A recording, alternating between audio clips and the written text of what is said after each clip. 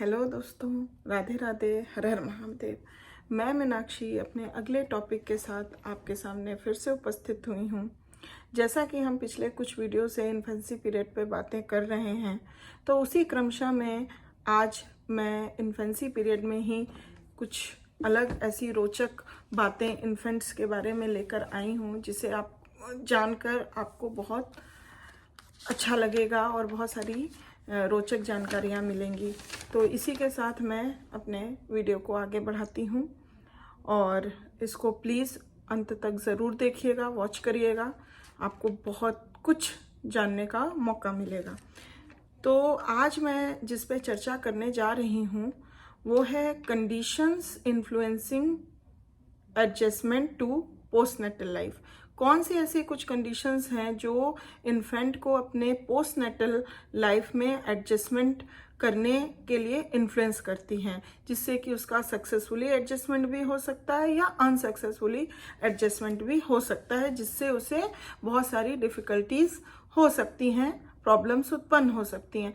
तो आज हम कंडीशंस जो इन्फ्लुएंस करती हैं उस पर चर्चा करते हैं। तो चलिए इसी के साथ वीडियो को आगे बढ़ाते हैं। तो अगर many conditions influence the success with which infants make the necessary adjustments to postnatal life, तो अगर हम देखें तो बेसिकली 6 प्रकार के कंडीशंस की बात हम आज करेंगे जो सबसे ज़्यादा महत्वपूर्ण हैं। वो हैं prenatal environment, kind of birth, experiences associated with birth, length of gestation period, parental attitudes and postnatal care. तो ये 6 कंडीशंस ऐसी हैं जो बहुत तेजी से इन्फ्लुएंस करती हैं इन्फेंट्स को अपने पोस्टनेटल लाइफ में एडजस्ट करने में। तो आप चलिए इसको थोड़ा थोड़ा डिटेल में जान लेते हैं। तो सबसे पहला जो है वो है प्री नेटल इन्वायरमेंट। तो the first condition that influence the kind of adjustments infants make to postnatal life is the kind of prenatal environment. किसी का भी जो प्री नेटल बर्थ से पहले का जो इन्वायरमेंट होता है, जब बच्चा पेट में होता है, वो बहुत इंपॉर्टेंस रखता है कि बच्चा आगे चल के अपने जब जन्म के बाद पोस्टनेटल लाइफ में कैसे एडजस्ट कर रहा है। On the other hand, there are many kinds of intrauterine disturbances that can and often do cause an infant to be born. अगर हम देखते हैं कि inadequate parental care of the mother होती है, तो as a result of either poverty और negligence, अगर मदर का प्रीनेटल स्टेज में जब प्रेगनेंसी स्टेज में जब मदर रहती है और उस समय उसके साथ मतलब प्रीनेटल केयर उसको अच्छे से नहीं मिला रहता है, नेग्लिजेंस मिला रहता है, is often responsible for the development of unfavorable conditions in the intrauterine environment which affect the developing child जो अंदर डेवलप कर रहा है and lead to complications during childbirth. childbirth के समय बहुत सारे complications आ सकते हैं, both of which affect the kind of adjustments the infant makes in the future. जैसे कि अगर हम देखें कुछ प्रीनेटल इन्वायरमेंट में कैसे क्या होता है मदर के साथ, तो अगर माल न्यूट्रिशन है मदर का during pregnancy has been found to be responsible for premature birth, still births and infant mortality during the early days of life. Infants whose mothers suffer from diabetes, अगर mother जो है वो diabetes से ग्रसित है, have more difficulties in adjustment and higher incidence of mortality than infants whose mothers are non-diabetic. So, are the most important conditions that contribute to difficulties in postnatal adjustment is a prenatal environment characterized by prolonged and intense maternal stress. अगर prenatal period में अगर mother बहुत prolonged maternal stress से गुजरी हुई रहती है, तो ये आगे चल के बहुत सारे कॉम्प्लिकेशंस जो है प्रेगनेंसी के समय, चाइल्ड बर्थ के समय बहुत सारे कॉम्प्लिकेशन क्रिएट कर सकता है। Maternal stress also causes the foetus to become hyperactive during the last month of pregnancy and this condition tends to persist after birth. बाद में भी, बर्थ के बाद भी बच्चे के अंदर वही कंडीशंस परसिस्ट करती हैं, manifesting itself in feeding difficulties, जिससे उसको फीडिंग करने में दिक्कत होती है, फेलियर टू गेन वेट, उसको वेट गेन करने में प्रॉब्लम होती है, स्लीप प्रॉब्लम्स हो जाती हैं, जनरल इरिटेबिलिटी हो जाती है, डिस्ट्रैक्टिबिलिटी हो सकती है, and a host of other conditions that make adjustment to postnatal life difficulty. तो ये कुछ प्रीनेटल इन्वायरमेंट के जो कंडीशंस हैं उसके कारण वो एडजस्टमेंट, इन्फेंट के एडजस्टमेंट को बहुत तरीकों से गाइड करता है। अब आते हैं काइंड ऑफ बर्थ। दूसरा है kind of birth. It influences the adjustment that will be made to postnatal life is the kind of birth the infant experiences. Many traditional beliefs about birth and how it affects the individual's adjustments to life persist even today. अगर हम example के तौर पे देखें तो there are many believes about auspicious and inauspicious times to born, कि किस समय बच्चा का जन्म होना चाहिए, किस समय नहीं होना चाहिए, ये सही समय है, ये गलत समय, इस तरह के बहुत सारे बिलीव सिस्टम होते हैं। साथ ही साथ कि बच्चे का बर्थ किस तरीके से हो रहा है, हाँ, कि इजी बर्थ है या डिफिकल्ट बर्थ है, ये भी बहुत ज़्यादा बच्चे के पोस्टनेटल लाइफ एडजस्टमेंट में इस तरह के बिलीव सिस्टम है। The believe that a premature baby will never be strong as one born at full term और make a successful adjustment with the life, कि प्री मैच्योर बेबी जो है वो अच्छे से एडजस्ट नहीं कर पाएगा, अगर फुल टर्म बेबी है तो वो सक्सेसफुल एडजस्टमेंट कर पाएगा, ऐसा मान्यता दिया गया है। There are 5 kinds of birth each with its distinctive characteristics. तो बहुत सारे 5 काइंड ऑफ बर्थ्स बताए गए हैं, जिसको कि मैं इस वीडियो में तो नहीं कंटिन्यू करूंगी, मैं इसके लिए एक अलग वीडियो बनाऊंगी कि 5 डिस्टिंक्ट टाइप ऑफ कौन कौन से काइंड ऑफ बर्थ हैं और उसके क्या कैरेक्टरिस्टिक्स हैं, ये मैं अपने नेक्स्ट वीडियो में बताऊंगी। The infant who has been born spontaneously usually adjusts more quickly and more successfully to the postnatal environment than one whose birth has been difficult enough to require use of instruments or cesarean section. अब तीसरे conditions जो influence करती है वो है experiences associated with birth. The third condition that influences the kind of adjustment infants make to postnatal life are experiences associated with birth. Regardless of the kind of birth, 2 birth experiences have a major effect on postnatal adjustments.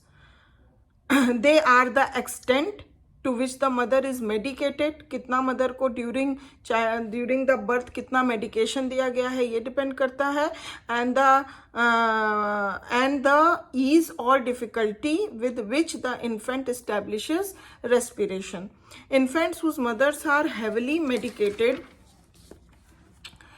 during labor shows drowsiness and disorganized behavior for 3 or more days after birth, as compared with 1 or 2 days for those whose mothers are lightly medicated or receive no medication at all.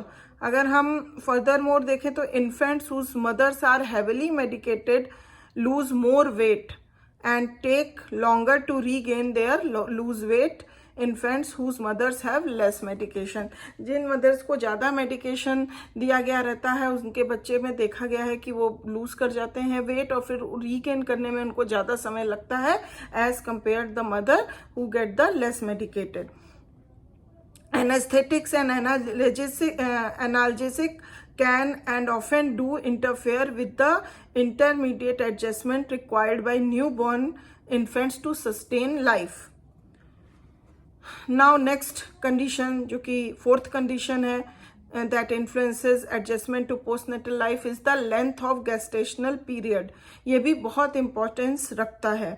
Very few infants are born exactly 280 days after conception.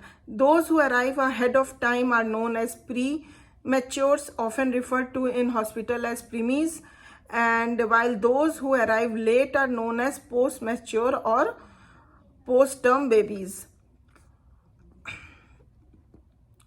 Induced labor is also used as a means of preventing possible birth complications and birth injuries, especially brain damage, which can result the fetal head is allowed to grow too large.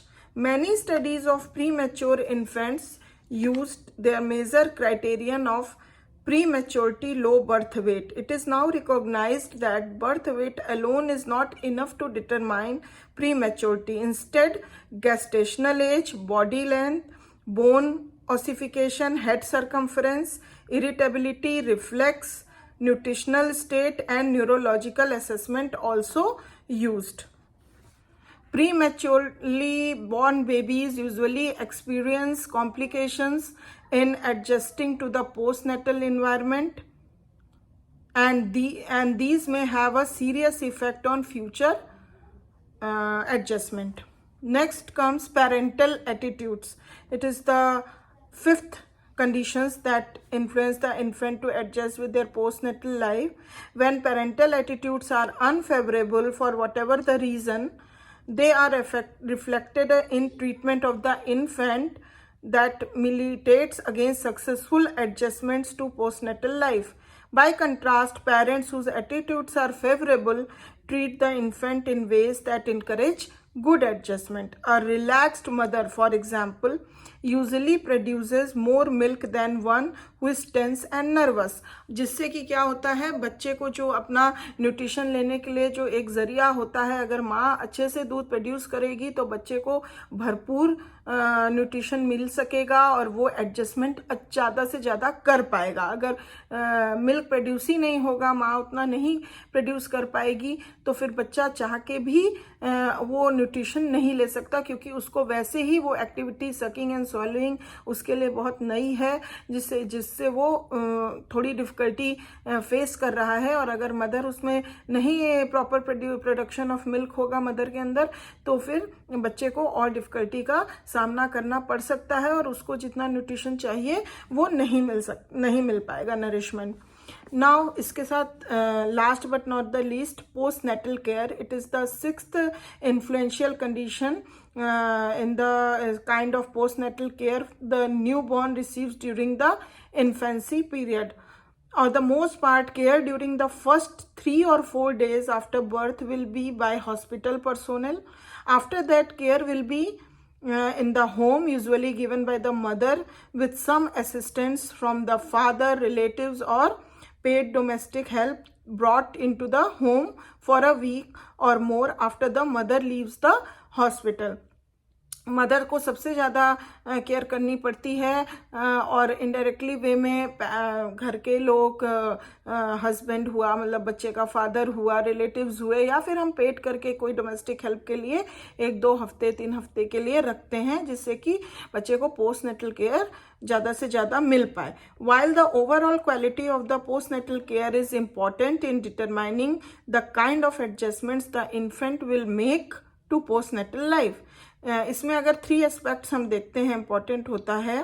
They are the amount of attention infants receive to ensure that their needs will be met satisfactorily and relatively promptly. तुरंत उनकी needs पूरी हो रही हैं. The amount of stimulation they receive from the time of birth and the degree of confidence their parents, especially their mothers, have in meeting their needs. तो इस तरह से कुछ जो कंडीशंस हैं इन्फ्लुएंस करती हैं, जिससे कि इन्फेंट्स, न्यूबॉर्न बेबी का कितना सक्सेसफुली अपने पोस्टनेटल लाइफ के साथ एडजस्टमेंट हो रहा है या नहीं हो पा रहा है और उसे डिफ़िकल्टी का सामना करना पड़ रहा है. तो अब यहाँ पे इतनी ही जानकारी. अब इसी दौर में मैं अगले वीडियो में और भी बहुत रोचक जानकारियाँ लेके आऊँगी. और अगर अभी तक सब्सक्राइब नहीं किया है तो प्लीज़ कर दीजिए, जल्दी से जल्दी करिए, लाइक करिए और हो सके तो शेयर करिए, जिससे आपको ज़्यादा से ज़्यादा जानकारी और मेरे साथ कनेक्शन बना रहे. और मेरा वीडियो देखने के लिए बहुत बहुत बहुत आपको धन्यवाद. और अपना ध्यान रखिएगा, ख्याल रखिएगा. फिर मिलते हैं नेक्स्ट वीडियो में और भी रोचक जानकारियों के साथ. तब तक के लिए बाय बाय, टेक केयर.